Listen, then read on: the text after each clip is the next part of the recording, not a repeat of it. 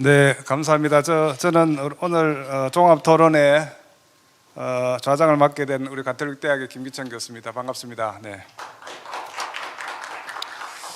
우리 아주 의미 있는 우리 혁신성장의 성과 과제라는 주제로 지금 토론을 하고 있는데요. 아마 앞에서 발표해 주신 세 분의 발표를 들어보면 제 나름대로 이렇게 정리할 수 있을 것 같아요. 우리나라의 기업 수는 664만 개가 있는데 그 중에 664만 개에 1,700만 명이 근무하고 있고, 이 중에 57만 개가 제조기업이고, 그 중에서 12만 개가 R&D를 하고 있고, 혹시 틀리면 우리 본부장님 알려주세요. 네, 12만 개가 지금 R&D를 하고 있고, 그 중에 18,000개가 이노비저 기업이고, 벤처 기업을 포함하면 4만 개, 스타트업 기업을 포함하면 이 4만 개 이렇게 이야기할 수 있을 것 같아요.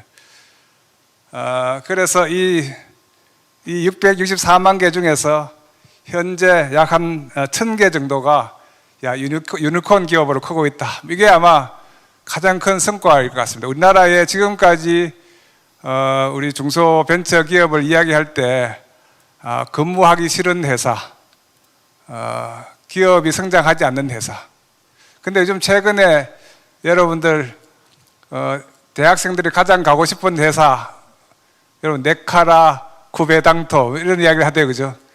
네이버, 카카오, 라인, 쿠팡 뭐 이런 배달의 민족 이런 이야기들을 들어보면 이제 우리가 늘 이야기하고 있었던 중소기업 또는 벤처기업들이 우리 대학생들 또는 청년들이 가고 싶은 회사로 바뀌고 있는 굉장한 전환기에 있다. 그래서 이 전환기에 어떻게 추진력을 만들어 갈 것인가 하는 오늘 혁신의 과제에 대해서 지금 토론하기 위해서 모였습니다. 근데 제가 이 이야기를 들어보면서 우리 혁신의 방법에 엄청 커다란 변화를 주고 있는 게 우리 실리콘밸리에 가면 하나 큰 특징이 하나 있습니다. 여러분들 지금까지는 유기적 성장을 했다면, 유기적 성장이라는 게 뭡니까? 조직의 내부의 역량을 키워서 capability building competition 이렇게 부르죠. 조직 구성원들의 역량을 키워서 신기술하고 신제품을 만들어가던 이런 유기적 성장에서 아까 우리 마이크로소프트가 3, 4주 만에 기업을 하나씩 M&A 하고 있죠. 그죠? 여러분 구글은 일주일에 하나씩 M&A 하고 있습니다. 여러분 구글의 생태계는 한 1,000개 정도가 지금 숨어있는 1,000개 정도의 생태계가 구글의 성장을 이끌어가고 있죠. 여러분 유튜브도 그렇고 그죠? 안드로이드도 그렇고 다 M&A 해가지고 만든 거죠. 그래서 이 혁신의 가장 큰 문제는 우리 0.1%의 IPO에 의존하고 있는 대한민국의 혁신 성장 체제를 저는 대기업들이 또는 이 투자자들이 더 많은 M&A 할 수 있도록 하는 기회를 주는 것, 이게 저는 대한민국의 혁신 성장의 가장 큰 걸림돌 중에 하나다. 그래서 대기업의 투자 자본이 어떻게 M&A로 흘러 들어와서 그것이 스타트업을 더 키워줄 수 있는 그런 기회이기도 한데, 다만 대한민국의 우리 대기업의 문제, 지배구조의 문제는 굉장히 총수자본주의 문제로 보고 있습니다. 사실 총수자본주의 문제를 생태계 자본주의로 바꾸자 하는 게 여러분들 우리 월드 이코노미 포럼이라든지 비즈니스 라운드 포럼이라든지 이런 쪽에서 큰 선언이거든요. 그래서 저는 대한민국의 자본주의를 총수자본주의, 재벌자본주의, 대기업 자본주의 개념을 생태계 자본주의로 바꾸게 하는 가장 큰 개념이 비유기적 성장입니다. 인오가닉 그로스고 이 M&A 시장을 활성화하는 것이고, 그것을 통해서 엑시트를 해줄 수 있는 그런 답변이 나왔으면 좋겠다. 제가 사실 말이 길면 안 되는데 그죠? 그런 이야기를 생각을 하면서 오늘 굉장히 좋은 답변을 해주실 5분을 모셨습니다. 우선 우리 중소벤처기업부에서 조희수 과장님 나오셨습니다. 혹시 안 오셨나요? 예, 우리 조희수 과장님이 지금 중소기업 벤처기업부에 확진자가 좀 많이 생겼다 그러더라고요. 아마 못 오고 있는 것 같습니다. 예, 이해를 부탁드립니다. 홍운선 중소기업연구원 실장님 모셨습니다. 감사합니다. 네. 우리 박상문 강원대학 교수님 모셨습니다. 네, 감사합니다. 네. 우리 백경호 기술보증기금 이사님 모셨습니다. 감사합니다. 마지막으로 강선영 우리 CNB 대표님 모셨습니다. 그래서 우리 이 네 분의 토론은 주로 과제 중심으로 어떻게 하면 좋을까 하는 과제 중심으로 토론을 해주시고 우리 플로어에서 질문을 받고 제가 주어져 있는 시간이 4시 반까지입니다. 4시 반에 가급적이면 끝낼 수 있도록 하겠습니다. 사실 원래 우리 중소벤처 기업부에서 오시면 항상 제일 마지막에 해서 숙제를 드리는데, 그죠? 숙제를 드릴 분이 없어서 앉아 계시는 우리 이노비저 협회장님이 마지막으로 모아서 이걸 이렇게 한번 실천해 보겠다, 이런 이야기를 해주시면 어떨까 하는 감히 말씀을 드립니다. 혹시 자, 우선 우리 홍원선 우리 중소기업연구원 실장님께서 우리 토론을 해주시면 좋겠습니다. 이게 마이크가 들리나요? 예, 제가 잘 안 들려가지고 저기 오늘 사실 이렇게 좋은 자리에서 좋은 말씀 잘 들었습니다. 사실 처음에 이렇게 보니까 이 정책 당국에서도 많이 오신 것 같아서 제가 정책 중심으로 간단하게 토론을 했으면 합니다. 그런데 다 가신 것 같습니다. 예. 그런데 그렇더라도 저는 그 기업 내용들도 의미가 있지만 앞에서 혁신 성장이라고 얘기를 하려면은 정책이나 기업의 환경 변화와 같은 내용들이 같이 연결돼야 의미가 있기 때문에 그 두 개를 섞어서 이렇게 간략하게 말씀드렸으면 합니다. 사실 우리가 지금 당면에 있는 문제들은 뭐 기술 인력 부족이나 이렇게 다양한 문제들이 있는 거고요. 그 다음에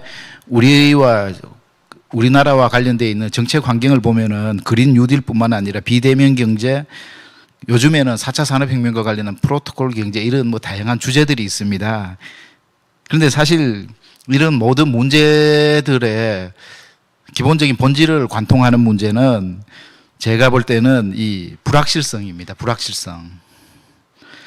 그런데 이 불확실성이라는 게 사실은 그 기업들한테는 한편으로는 기회 요인으로도 작용을 하고 한편으로는 위기 요인으로도 작용을 하는데, 우리나라의 경우는 사실 많은 경우 정책을 논의할 때 대기업들은 이런 부분들을 기회 요인으로 많이 설명을 하고 중소기업들에게는 아직도 통념적으로 이게 위기 요인으로 많이 설명을 하는데 꼭 그렇지만은 않은 것 같습니다.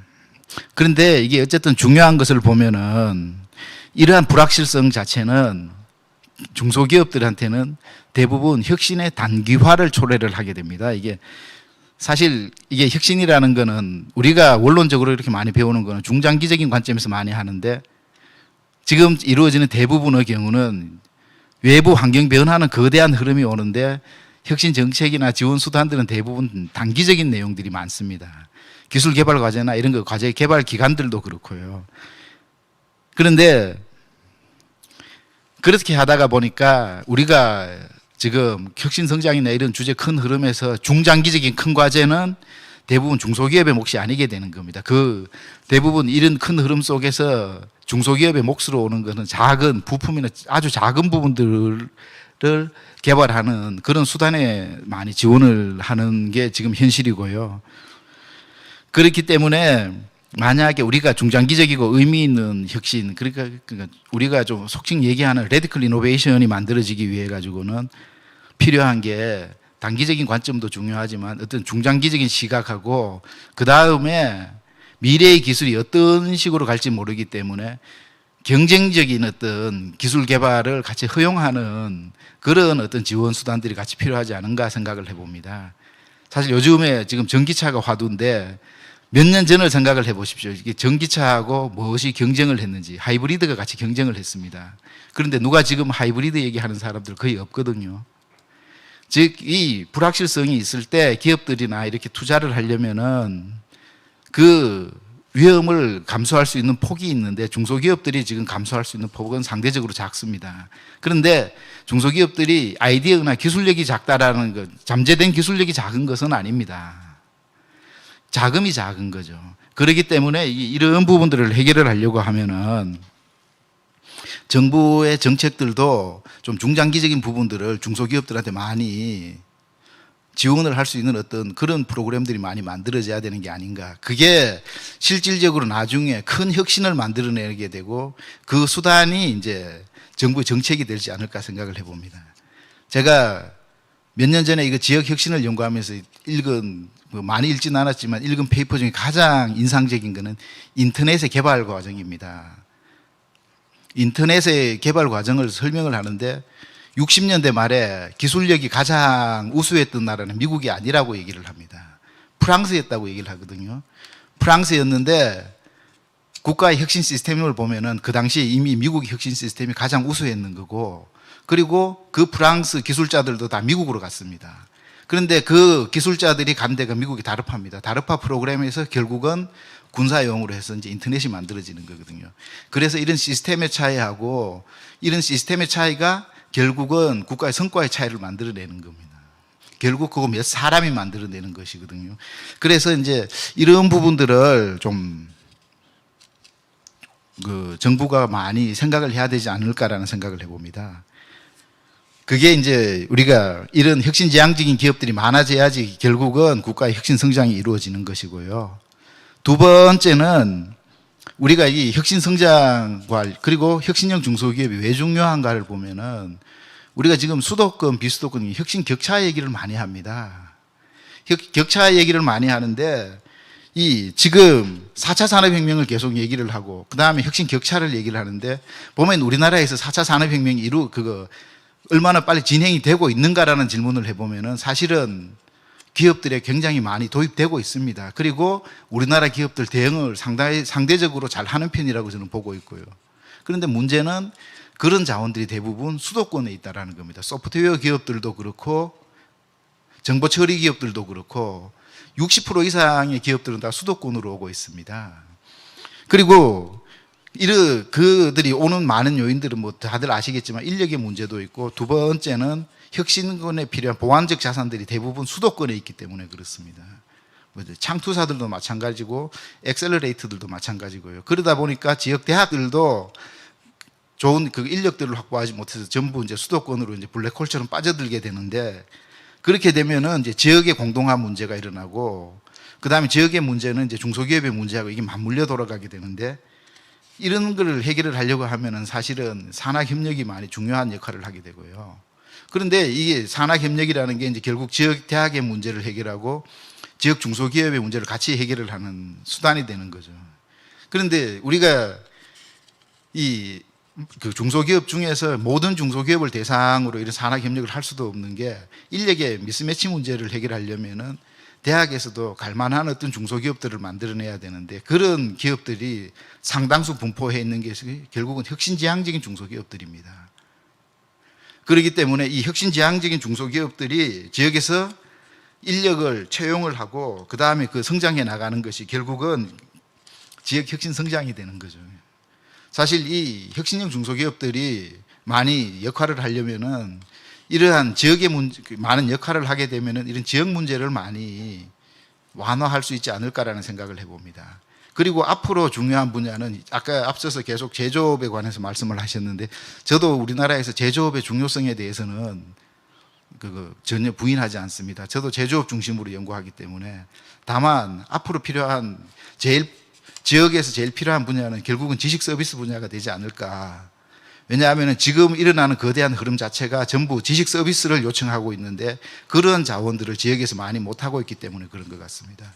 예를 들어서 스마트 공장과 관련해서도 현실적으로 지역에서 잘 어려운 이유가 소프트웨어 공급업체들이 대부분 수도권에 있다 보니까 구축을 하고 올라가는 문제들이 발생을 하니까 성과가 일어나기 힘든 부분들이 많거든요. 그래서 이런 부분들을 없애려고 하면은 이노비즈 기업이나 혁신지향적인 기업들이 이제 지역에서 많이 만들어져야 되는데, 문제는 그런 기업들도 대부분 60% 이상이 수도권에 위치하고 있고, 주력 산업이나 고급 인력은 기술 인력 같은 경우는 더 많은 기업들이 그렇게 수도권에 위치하고 있습니다.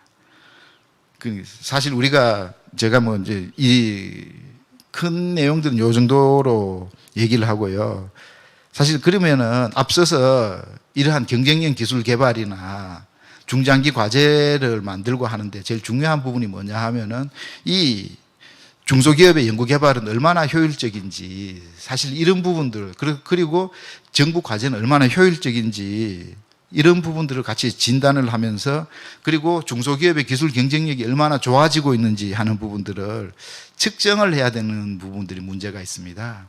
그런 부분들이 하나의 굉장히 중요한 부분이고요. 이런 내용들을 기반으로 해서 지역의 클러스터 관점에서 지역의 어떤 혁신 생태계, 사실은 수도권도 지역이 되는 거고요. 그런 어떤 혁신 생태계를 만들어 나가는 것이 가장 중요한 부분입니다. 사실 그래서 우리 연구원에 제가 간단히 홍보를 좀 하면은 그 김희선 박사가 결국은 이런 지역 혁신 생태계와 관련해 가지고 아니면 중소기업의 기술 생태계와 관련해서 제일 중요한 지표가 뭔지 그런 부분들 한 1년에 걸쳐서 작년에 연구하는 걸 봤습니다. 사실 그런 작업들이 계속 이루어져야 되는 것 같고 그 앞으로도 계속 해야 될 내용이 아닌가 생각을 해봅니다. 제가 이 오늘 발표를 이렇게 들으면서 성과하고 이런 향후 과제를 잘 들었습니다. 그런데 제가 항상 느끼는 거는 사실은 성과가 얼마나 있는지 이런 부분도 굉장히 중요한 주제인 거는 맞는데요.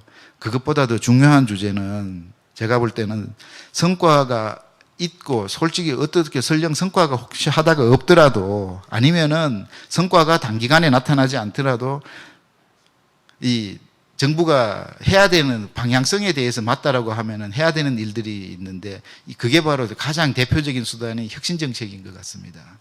그래서 중간에 어떤 제도가 있으면 그런 제도를 보완해 가지고 계속적으로 나아가야 되는 것이 이런 혁신 정책이 되는 것이고 이런 혁신 정책들을 잘 활용을 해 가지고 그리고 활용을 해서 그리고 활용을 할 수 있는 주체들을 많이 만들어내는 게 정부의 역할인 것 같습니다. 그 배출되는 기업들이 성장을 하게 되면은 그게 바로 혁신 성장이 되는 것이고 여기 이 이노비즈 기업들의 모든 기업이 그렇다라고 할 수는 없지만 대표적이거나 앞서 있는 기업들은 대부분 그런 역할을 할 수 있는 충분한 능력이 되는 기업들인 것 같습니다. 그런 기업들이 잘 성장할 수 있도록 하는 것이 이제 혁신 성장이 아닐까 그런 생각을 한번 해봅니다. 예, 감사합니다. 네, 감사합니다.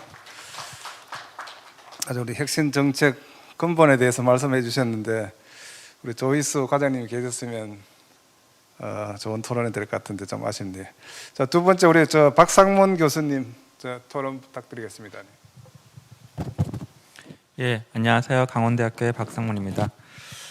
저는 그 혁신성장 공동 세미나를 한다 그래서 그동안에 봐왔던 유사 세미나들과는 좀 다른 모양새다. 첫 번째는 이노비즈 기업들 자체가 이미 혁신형 중소기업인데 여기에서 또 혁신에 대한 거를 얘기한다는 게 과연 어떤 의미일까라는 걸 생각을 했고요.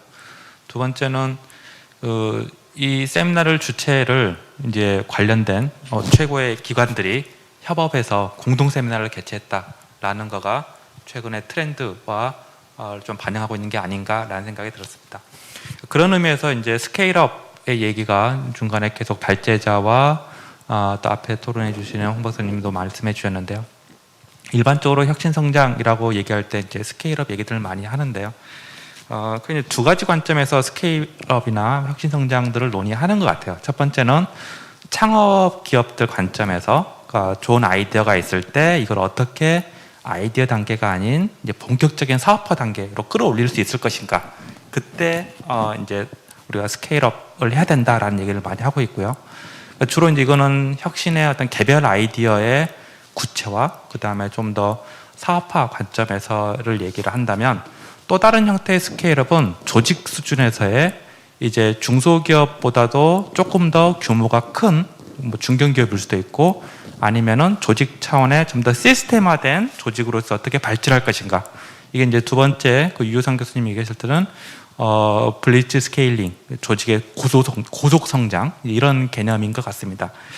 이 두 가지 개념이 항상 혼재되다 보니까 스케일업이나 성장을 혁신 성장을 얘기할 때 어느 쪽에 초점을 둔 얘기인지가 이제 개인적으로는 항상 좀 혼돈이 약간 있었고요. 근데 아마 오늘 세미나에서는 이 두 가지가 다 같이 있는 주제가 아닌가라는 생각이 들었습니다. 그래서 첫 번째 관점에서 보면 현재 이노비즈 기업들이 가지고 있는 고민 중에 첫 번째는 기존의 사업이 아닌 새로운 혁신 사업을 어떻게 발굴하고 이거를 키워나갈 수 있을까?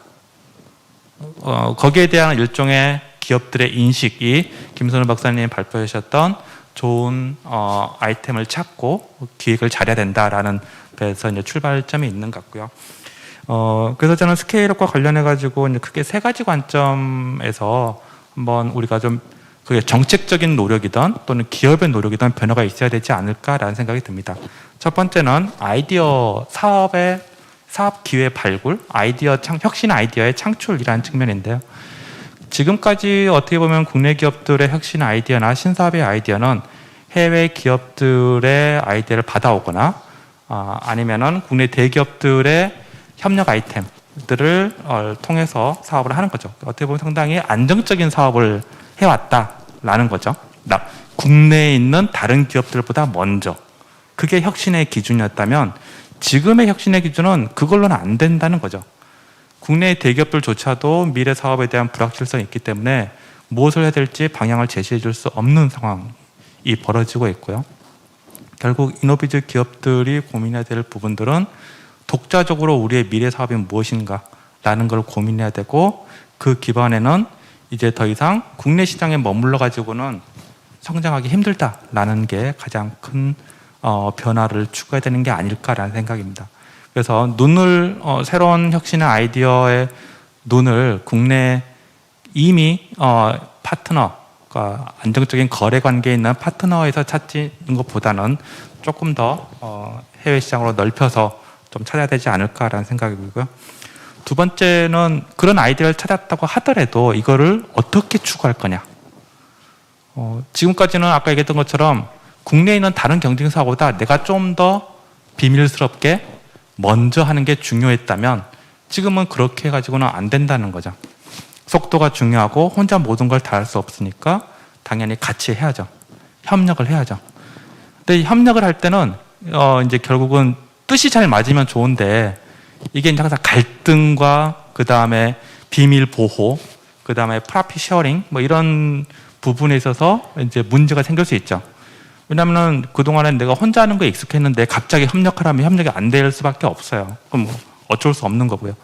근데 그럼에도 불구하고 그렇게 할 수밖에 없다는 거죠. 그래서 협력을 힘들지만 협력을 통해서 뭔가 성과를 내고 거기에 대한 서로의 고통과 이익을 나누는 방법들에 대해서 같이 가야 된다라는 거고요. 이게 이제 서로 비난하기 시작하면은 답이 없는 거죠.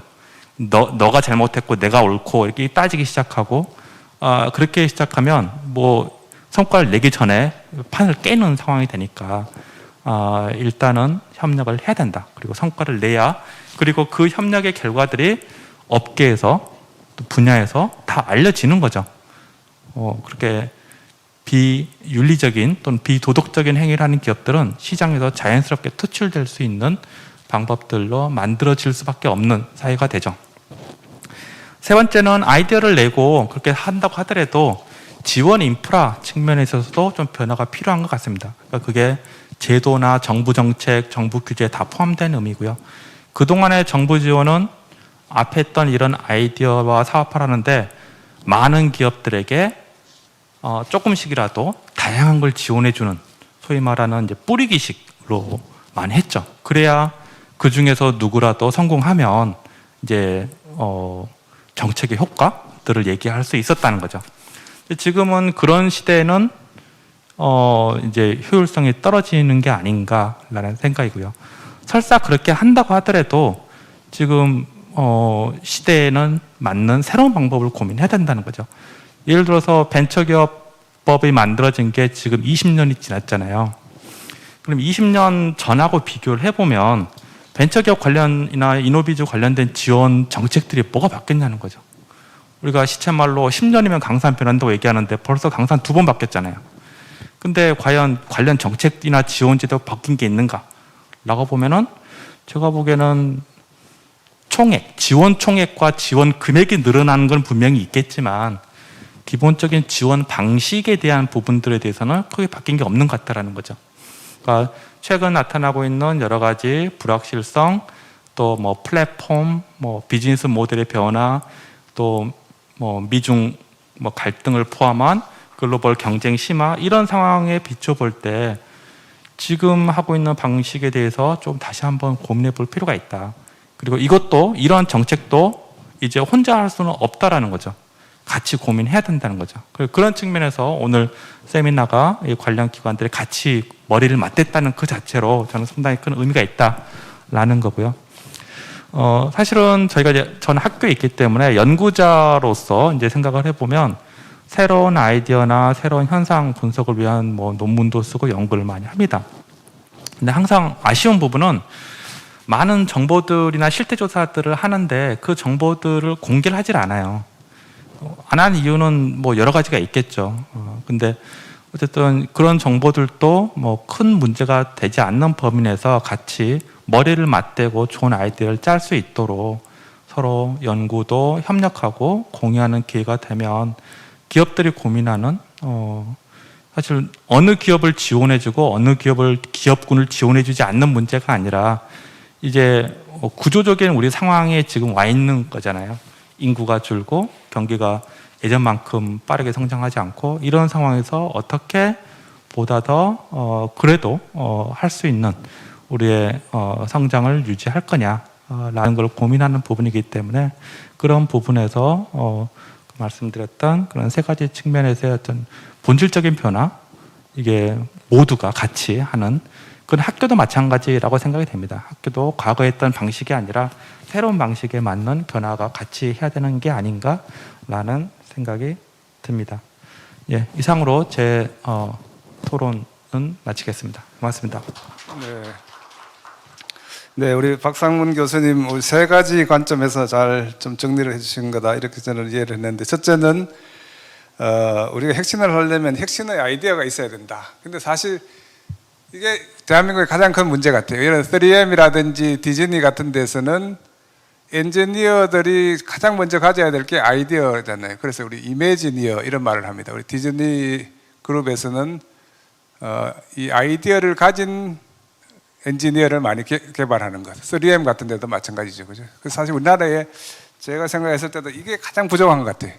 아이디어가 없는데 테크니션만 있으면 혁신이 될 것 같은데 사실 그렇지 않거든요. 우리 실리콘밸리 한 100만 개 정도 기업이 1년에 만들어지고 있는데 그중에 1년 만에 망하는 게 한 40%고, 그죠?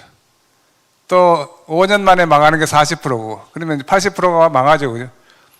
그래서 또 남아있는 20% 중에 80%가 10년 안에 망합니다. 그럼 10년 안에 4%가 남아있는데, 남아있는 4%는 어떤 고객들의 요구를 잘 받아들인 기업가형 엔지니어는 살아남았고, 기술만 생각하는 테크니션은 망했다. 뭐 이런 보고가 있거든요. 그래서 이런 측면에서 제가 좀 공감하는 부분이라 좀 길었습니다. 두 번째도 상생과 협력의 개념으로 협력을 오픈 이노베이션 했으면 좋겠다 하는 부분.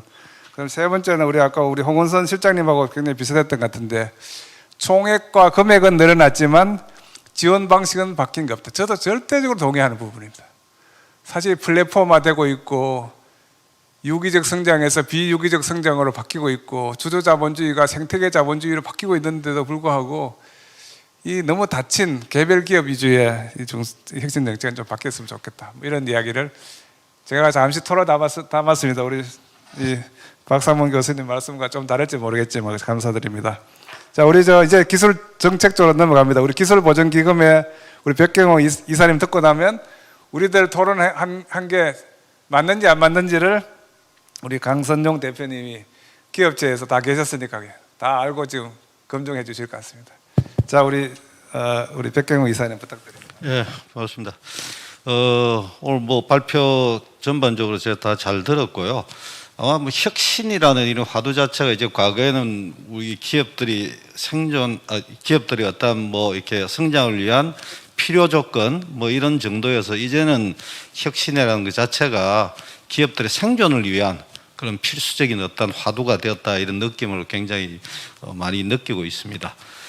저희 기술보전기금에서 지난 2001년부터 이제 이노비즈 인정을 쭉 진행해 나오면서 나름대로 사실 기술혁신이라 굉장히 추상적이고 모호한 개념인데 이걸 보다 더 구체적이고 실천적인 그런 개념으로 지속적으로 이노비즈 협회하고 발전시켜 왔다는 것에 대해서는 저희들이 좀 큰 성과로 저희들이 생각을 하고 있고요.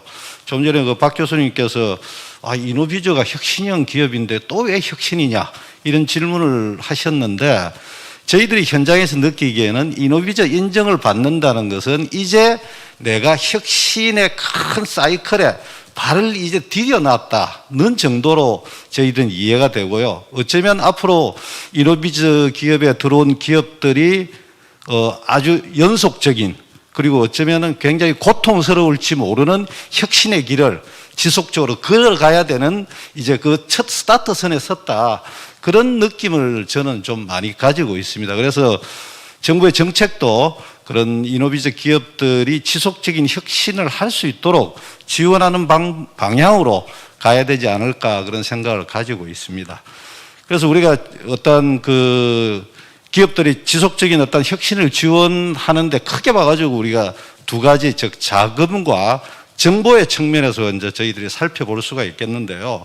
그 저희 기술보증기금에서는 과거에는 소규모 스타트업 중심으로 이렇게 저희들이 지원을 하다가 최근 들어와서는 저희들이 예비 유니콘 보증 같은 경우에 심지어 100억 원까지 지원을 하는 식으로 기업들의 스케일업을 지원하는데 과거와 달리 저희들이 지금 현재 기업들을 지원할 때는 시장과 연계된 투자 시장과 특히 연계된 그런 지원 상품들을 갖다가 많이 만들어서 스케일업을 지원하고 있고요. 정보와 관련해 가지고는 결국 제일 중요한 게 지금 현재 나의 사업과 관련된 어떠한 기술이 지금 개발되고 있고 어떻게 거래되고 있고 이것들이 어떻게 사업화되고 있는지에 대한 정보가 저희들은 가장 중요하다고 생각합니다. 그래서 지난 3월 24일 날 굉장히 의미 있는 법이 하나 통과가 되었습니다. 중소기업 기술촉진법이라는 게 촉진법이 통과되어 가지고 저희들 기술보증기금이 소위 중소기업을 위한 기술 거래 사업화를 위한 전담기관으로 지정이 됐습니다. 그래서 기존에 저희들이 그 테크브릿지라는 기술 거래 플랫폼을 가지고 있는데 이제 플랫폼을 보다 더 고도화시켜 가지고 중소기업 자체가 소위 기술 기반의 그 경영이 가능하도록 저희들이 지원을 해 나갈 그런 계획으로 있습니다.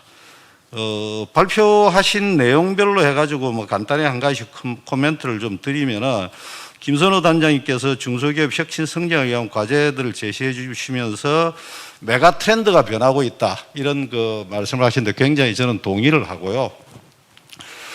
제가 볼 때 우리 기업들이 이노비저 기업을 포함해 가지고 많이 부족한 것 중에 여러분들도 지적을 하셨지만 글로벌 이런 그 시각 이런 것들이 굉장히 아직도 좀 많이 부족하다 이런 느낌이거든요.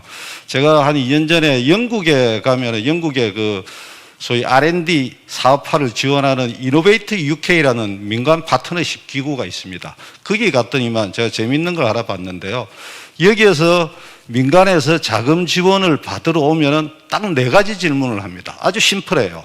첫 번째, 왜 그 기술이 필요해? 두 번째, 왜 너가 그거 해야 돼? 세 번째, 왜 정부가 도와줘야 돼? 네 번째가 재미있는데요. 이게 사업화되면 글로벌리 어떤 사업 기회가 존재해? 이게 굉장히 네 번째 항목이 중요한 겁니다. 그래서 저는 그걸 보면서 우리나라의 이노비저 기업을 포함한 모든 기업들도 자, 이 4가지 기준에서 항상 우리가 반문을 한번 해보자. 왜 이 기술이 필요하고 왜 나여야 되고 정부에 왜 도와줘야 되고 이렇게 되면은 우리가 어떻게 글로벌리 이렇게 성장할 수 있다라는 관점을 좀 지속적으로 견지할 필요가 있지 않은가 그런 생각을 가지고 있습니다. 그 다음에 또 지적해 주신 게 그 혁신기업 육성을 위한 생태계 구축을 말씀을 해 주셨는데, 저도 되게 동의하고요. 지금 앞으로 그 생태계 자체가 기존에 저희들이 그 소위 우리 어떤 산단 개념을 생각해 보면 기존에 우리는 어떤 특정 지역에 도로 깔고 뭐 불도저 밀고 해가지고 공장을 비슷한 업종들을 유치시켜 가지고 시너지를 내는 이런 방법을 썼는데 이제는 이러한 것들이 좀 더 디지털라이즈 되어야 되겠다. 그래서 소위 말해 디지털 산단 뭐 이런 것들을 이제 구축할 때가 되지 않았나 이런 생각이 좀 듭니다. 그래서 디지털 산단 내에 대학이나 연구소 같은 뭐 이런 밸류 체인별로 해가지고 우리가 입주를 시키든 아니면은 어떤 뭐 서플라인 체인별로 입주를 시키든 해가지고 그런 디지털 산단을 가동시키는 것이 어떨까라는 생각이 들고, 아마 그런 개념으로 볼 때 이노비제 협회가 앞으로 디지털 산단 개념 이런 데는 아주 중요한 역할을 할 수 있지 않을까 그렇게 생각을 하고 있습니다. 세 번째 주제 발표해 주신 그 유여상 교수님의 액식 전략과 관련해 가지고 결국 뭐 M&A 강조 많이 해 주셨는데요. 그 M&A를 하기 위해 가지고는 소위 바이사이드로 우리가 볼 수 있는 대기업이나 소위 사모펀드 이쪽이 보다 더 좀 이렇게 적극적으로 나서줘야 되는데, 잘 아시다시피 뭐 대기업들이 아직도 우리나라는 오픈 이노베이션에 대해서 굉장히 소극적인데 최근에 조금 분위기는 바뀌고는 있는 것 같습니다. 그럼에도 불구하고 대기업들이 오픈 이노베이션에 나설 수 있는 유인책을 좀 계속 좀 줄 필요가 있다. 왜냐하면 그동안 우리나라 기본적인 법 체계 자체 대기업의 문어발식 확장이라는 그런 부정적인 시각을 많이 가지고 있으니까.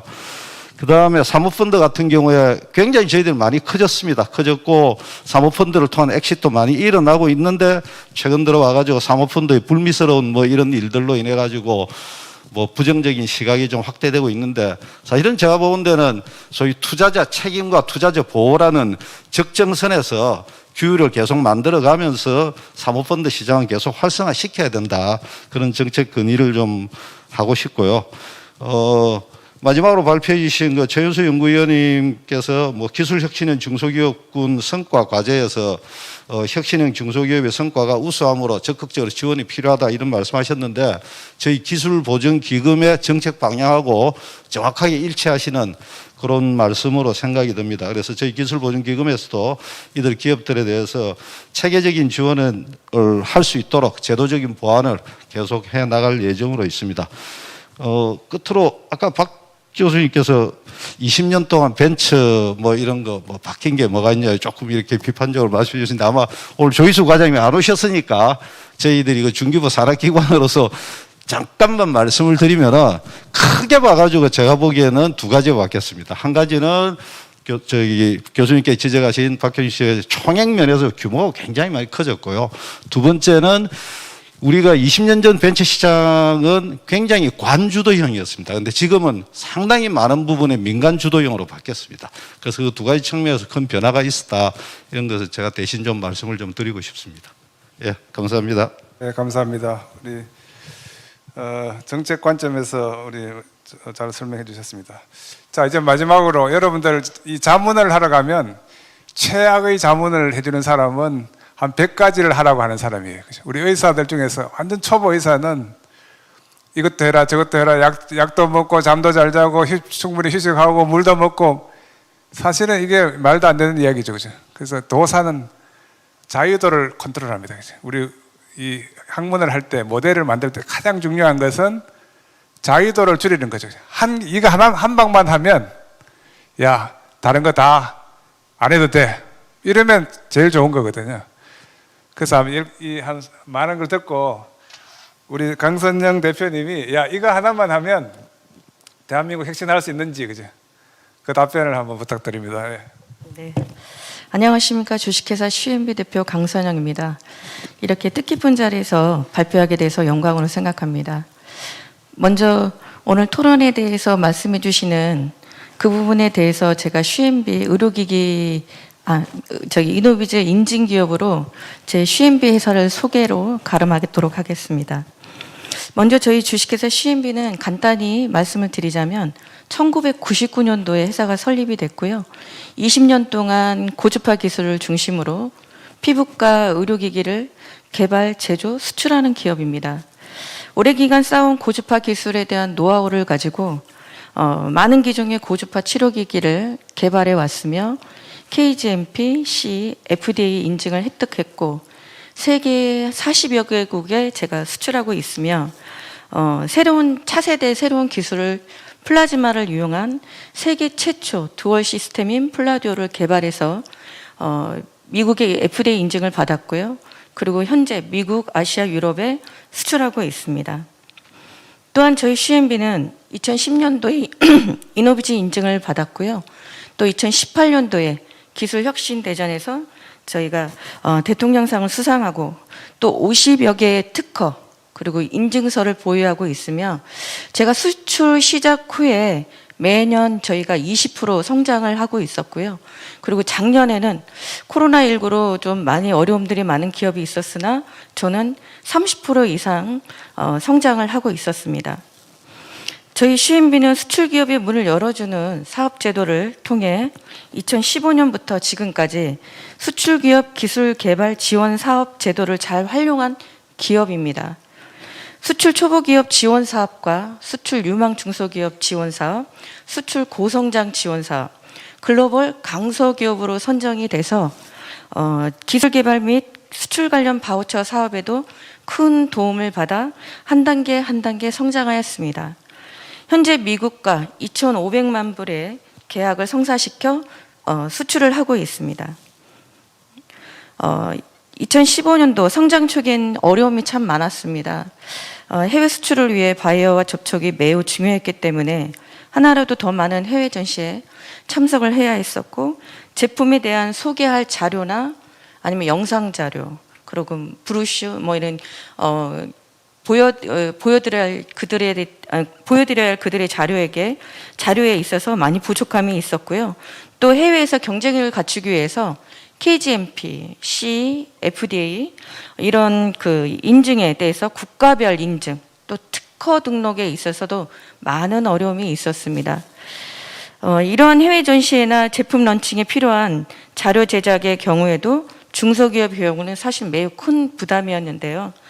하지만 다양한 프로그램을 인하여 큰 도움을 받았고, 제가 2017년도 작년에 계약한 2,500만 불의 플라즈마 장비인데 그게 2017년도 개발해서 성공을 해서 개발하게 되었습니다.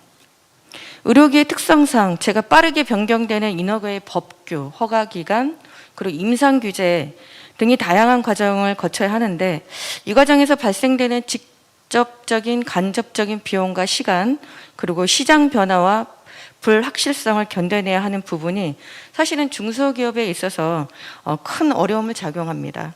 이러한 이유로 의료기기 제조기업의 기술을 갖추었음에도 불구하고 새로운 제품을 도전적으로 개발하는 것을 기피하게 되는 경향이 있습니다. 빠른 속도로 성장하고 있는 미용 의료기기 및 의료산업 분야를 위하여 중소기업 도움이 되는 새로운 정책 과제를 만들어 주셨으면 합니다.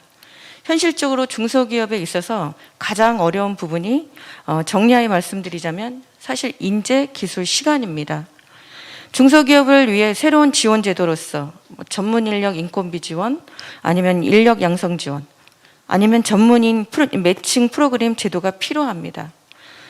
중소기업에 대한 지원율이 낮고 사실 취업 후에는 이직률이 너무 높습니다.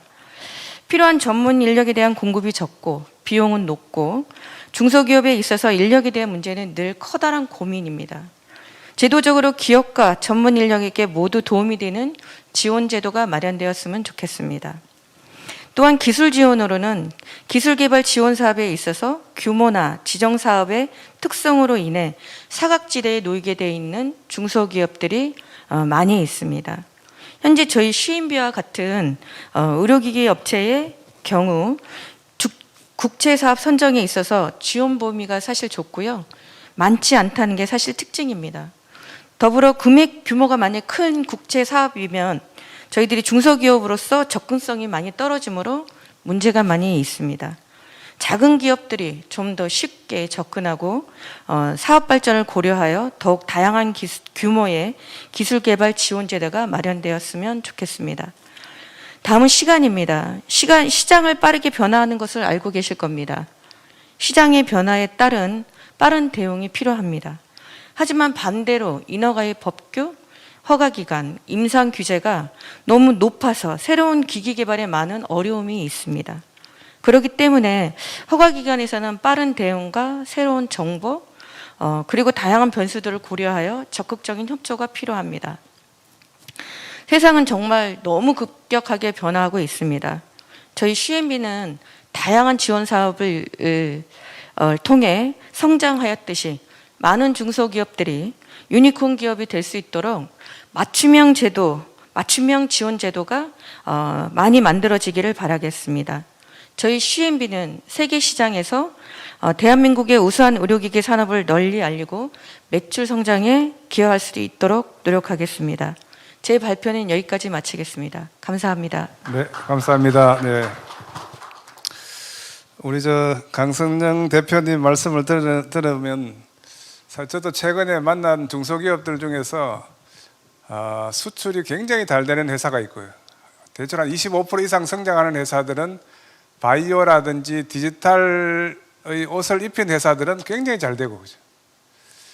예를 들자면 좀 더 기다리자 이렇게 해서 싸게 만들려고 했던 회사들은 굉장히 힘들더라고요. 그래서 저는 오늘 큰 주제가 어떻게 보면 대전환 시대, 아까 우리 많은 분들께서 말씀하셨는데 이 대전환 시대에 우리 글로벌화라고 하는 부분이 사실은 빠지면 스케일러블한 기업으로 성장하기 힘들거든요. 그래서 우리가 항상 논의의 초점이 어렵다, 힘들다 이런 부분들이 있는데 좀 시장 관점으로 좀 바꿔보면 좀 더 기회가 많지 않을까. 아까 이정동 교수님이 이야기했던 부분들도 사실 조달 시장이라든지 미국은 국방 시장이 굉장히 혁신적이거든요. 국방 시장이 가장 혁신적입니다. 그래서 대한민국의 국방 시장도 우리 스타트업들한테 좀 개방이 되고 조달 시장도 개방이 되고 그것을 가지고 국제화하면 좋을 것 같은데, 혹시 플로어에서 뭐 미진한 부분에 대한 코멘트나 또는 질문이 있으시면 한번 받아보도록 하겠습니다. 네, 사실 없으시면 바로 끝내는 건데 임병훈 회장님께서 아직도 안 가고 계시니까 임병훈 회장님 나오셔가지고 대신해서 이 중에서 무엇을 하실 것인지, 그죠? 한번 말씀 부탁드립니다. 네. 앞으로도 이런 세미나 많이 지원해 주시고. 예. 하여튼 오늘 좋은 발표 또 좋은 토론 감사합니다. 그리고 역시 우리 김기창 교수님은 또 큰 질문을 통해서 누군가의 혁신을 유도하는 부분은 여전하십니다. 조금 전에 아까 박 교수님이 말씀하셨던 혁신 기업들이 혁신을 어떻게 할 것인지 그걸 토론을 어떻게 할 것인지 궁금하셨다고 하고, 또 우리 김 교수님은 협회장으로서 어떻게 할 것인지에 대해서 대답을 하라 이렇게 해서 제가 굳이 대답을 한다면 두 가지를 말씀드리고 싶습니다. 가장 혁신적인 기업을 저는 지금 현재, 그리고 제가 협회장으로서 추진하고 싶은 부분이 제조 서비스화하는 거, 그게 가장 큰 혁신 중에 하나다라고 정의를 하고 있습니다. 그러면 제조업하고 제조 서비스업의 차이가 뭐냐? 저는 고객 접점을 가지고 있는 개념입니다. 제품을 생산만 하고 유통이나 고객 접점이 별도로 떨어져 있던 걸 제조업이 고객 접점을 직접 만들어서 고객의 반응을 직접 대응할 수 있는 기업, 그런 비즈니스 모델, 이게 저는 가장 혁신적인 기업의 핵심이다라고 생각을 하고 있고요. 또 하나는 R&D, 우리 이노지비 기업들은 전부 다 R&D 시스템을 가지고 있습니다. 그런데 예전에는 R&D가 연구 개발을 해서 좋은 제품을 생산해서 공급해서 판매하는 거였어요. 그런데 지금은 혁신적인 기업은 그렇게 하지 않습니다. R&D의 연구 과제는 고객으로부터 나옵니다. 즉 R&D 조직도 고객하고 접점에서 나온 걸 가지고 누가 더 빨리, 누가 더 맞춤형으로 고객에 대응할 수 있냐, 이게 혁신이라고 생각합니다. 저는 오늘 혁신 토론에서 우리 이노비즈 기업들은 최대한 제조업이 제조 서비스업으로 갈 수 있게 도와보겠다, 그렇게 만들어 보겠다. 또 하나는 R&D를 회사 자체에서 R&D 방향성을 잡는 게 아니고 고객으로부터 방향성을 잡아서 신속하게 대응할 수 있는, 그렇게 됐으면 좋겠다. 또 정부는 그런 방향에 맞는 정책으로 전환을 해줬으면 좋겠다. 지금까지의 R&D를 위한 R&D, 그래서 OECD에서 가장 R&D 자금이 높음에도 불구하고 효율성이 떨어졌다. 정답은 거기에 있다고 생각합니다. 그래서 정책도 그렇게 좀 변했으면 좋겠고, 저희 이노비즈 기업도 그렇게 방향을 좀 잡았으면 하는 소망입니다. 감사합니다. 길었습니다. 감사합니다. 야, 사실 제가 오늘 지금 말씀을 들으면서 우리 아마존의 제프 베조스가 하는 이야기하고 너무나 똑같은데요, 그죠? 모든 제조업은 서비스화가 될 거다. 여러분들 2023년도 되면 제조업의 70%가 구독 경제에 참여할 거다. 그런 이야기합니다. 우리 제프 베조스가 하는 게 모든 기술 혁신은 고객의 체험 혁신으로 연결되지 않으면 이거는 의미가 없는 거다.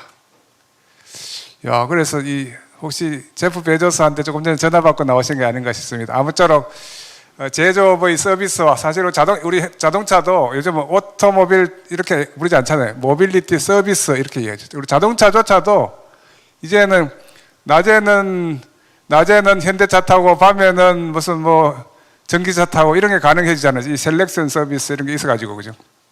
아무튼 우리 오늘 다양한 주제가 있었지만 고객 관점에서의 변화라고 하는 것은 굉장히 중요한 시사점을 줄 것 같습니다. 우리 실리콘밸리도 그렇고 이런 것들이 우리 혁신 정책으로 반영되어서 내년도에는 더 좋은 성과로 우리 국민들이 좀 더 그 혁신을 즐기는 그런 시대를 만들어 주셨으면 좋겠습니다.